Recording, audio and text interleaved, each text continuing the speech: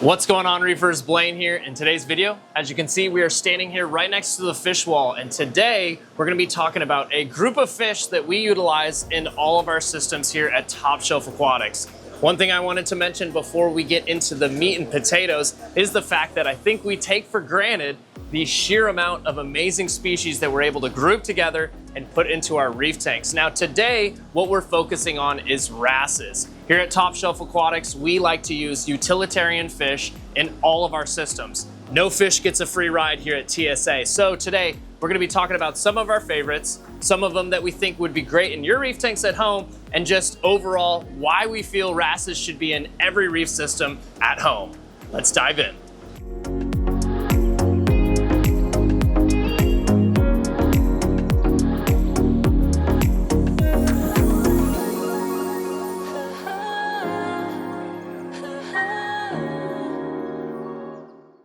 Overall, when you look at wrasses as a whole, there are three major requirements for keeping wrasses to be successful, and we're gonna go through those right now.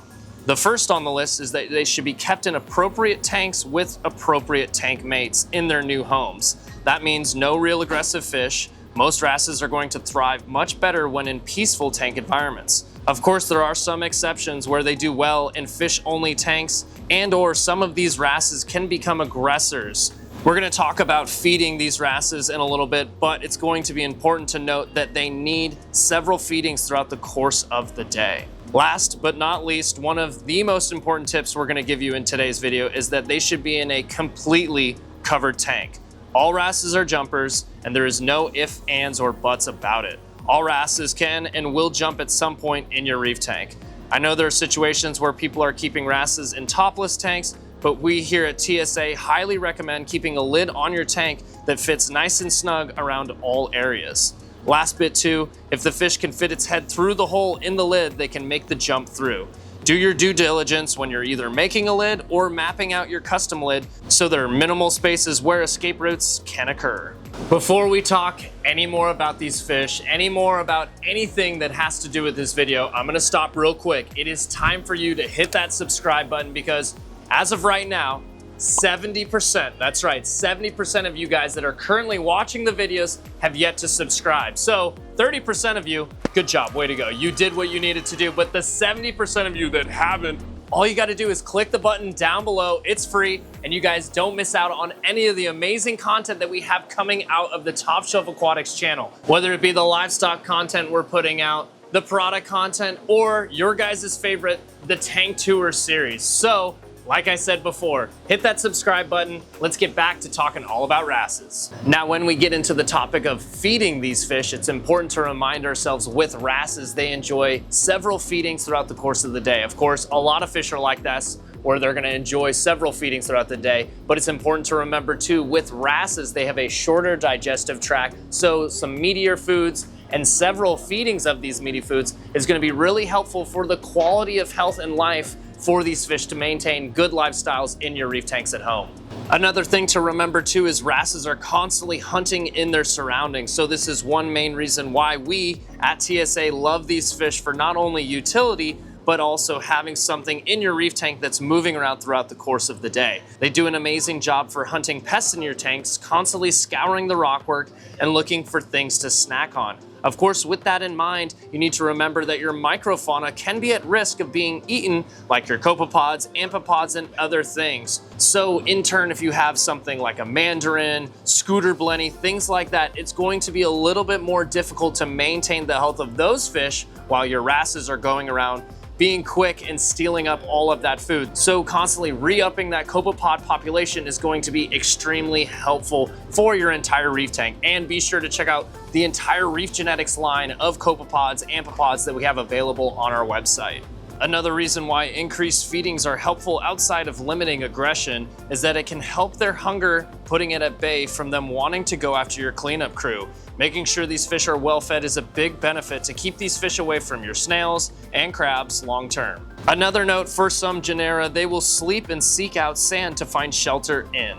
The sand should not be as coarse as crushed coral to avoid abrasions or infections on these fish, but does not need to be as fine as sugar. The following genera displayed here on the screen are going to be the ones that require sand. This is also in a way a reef hack too as well, because with wrasses going in and out of the sand bed, they are assisting you and the rest of the cleanup crew, helping to turn over your sand bed and keep it clean. With a larger abundance of wrasses in your tank, they can be very effective in helping get that sand bed turned over. As you can see, specific species of wrasses have specific requirements to ensure they live long and happy lives. So, again, do your due diligence, do your research before purchasing any animal, specifically wrasses. Another thing to note about wrasses is that these fish are sequential hermaphrodites, meaning that their sex changes depending on their social situation in their environment. They start out as females or initial males and can transition to terminal males. As you would guess though too, once they turn into males, terminal males, they cannot revert back the other way. All right, similar to our Coral Spotlight series, we've talked about some of the care requirements, some of the things you need to do before purchasing a wrasse. Now let's do our favorite thing. Let's talk about some of our favorites and some of the wrasses that we are utilizing at the Top Shelf facility. Let's check them out.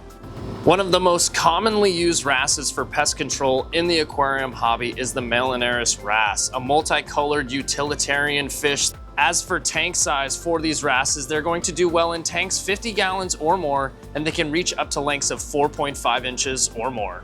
A reef compatible wrasse, but it's good to keep into consideration these fish are actively hunting throughout the course of their day, so some smaller inverts can be at threat of being predated by these fish, such as small snails, shrimp, and your pod population. When I had one of these wrasses in my tank growing up, it was constantly eating up all of the smaller Trochus snails, Narret snails, all of these snails that were trying to work on the tank, but he was looking for extra snacks throughout the course of the day. Another awesome pest controller is the yellow chorus wrasse. This is a brilliant yellow wrasse that can reach up to lengths of 5 inches and requires a tank of at least 50 gallons or more. This is a species that loves to live in the sand bed, so when first introduced, do not be worried if you do not see them for a couple days as they acclimate to their surroundings. Generally known to be peaceful, but can show signs of aggression to other wrasses or other fish with similar body types. This can be even more frequent if adequate feedings are not presented to them. But that goes for the majority of wrasses we're going to be talking about here today. A bit more peaceful of a wrasse on our list is the possum wrasse, but also known to be quite cryptic. Another great microcarnivore that loves to feast on worms and other small micro-inverts. Something to note is that this is one of the wrasses on our list that can be kept in a nano tank. These are a species of wrasse that can be kept in larger groups but need to have ample space like 70-gallon tanks or larger. As mentioned earlier, these fish can be quite cryptic, but as they become more acquainted with their surroundings, they'll begin to show themselves off more and more. Easily one of the most beautiful wrasses on our list is going to be the leopard wrasse. Known for its amazing colors and patterns, but it needs to be mentioned that these are not beginner-friendly fish. These fish can be at times fairly difficult to get acclimated into a new tank environment and get feeding on food in any sorts. Also, something to know is these are fish that don't do super well through shipment, so it can be hard for even Top Shelf to get these in at a healthy specimen. Another wrasse that will be doing some hunting throughout the course of the day, so having a substantial amount of micro-inverts and pods in your system will greatly help with the success of keeping these wrasses long term. Another wrasse that will work itself into the sand, so again, don't panic if you don't see this fish for a day or so after adding into your tank. These fish are extremely docile and shy, meaning they should not be kept with highly aggressive fish in the same system. Now the next wrasse and the last one we're going to be talking about today, in my personal opinion, gets a bad rap, and that is the 6-line wrasse. These wrasses tend to stay on the smaller side and are by far some of the best pest destroyers in the hobby. 6 lines normally stay on the smaller side and usually max out at about 3 inches in length. Of course, they need a fair amount of rock work where they can be given enough territory so that they're not highly aggressive to other tank mates. Tanks of 30 gallons or more are suitable for these wrasses. Some people say, well, this should be one of your last fish added into your tank too, due to their bad behavior. I myself had one of these in my first ever saltwater tank, and it was one of my favorites. Their colors zooming around in the system is always something pleasant to see, and on top of it all, they're a great pest hunter. Of course, there are many more wrasses to choose from in the hobby, but we thought we'd mention some of our favorites here at Top Shelf Aquatics and some of them that we're actively using in our farm tanks. And I think these could be some awesome additions to your aquarium at home.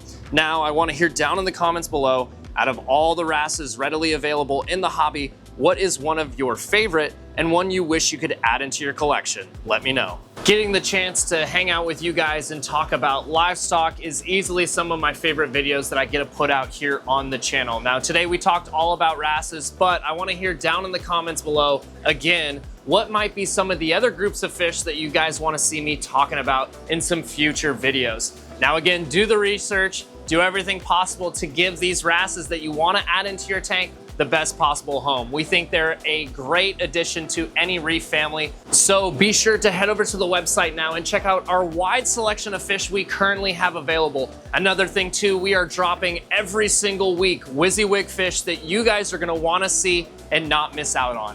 If you guys have hung out all the way till the end, I wanna say thank you very much. Be sure to like, subscribe, and hit the bell notification so you don't miss out on any future uploads.